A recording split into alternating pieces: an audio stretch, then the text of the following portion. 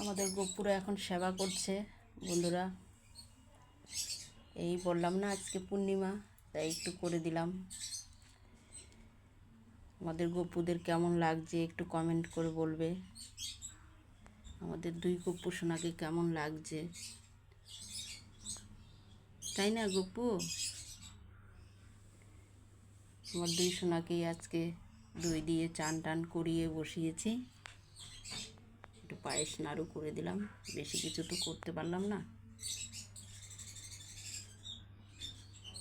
গপু সেবা নিও।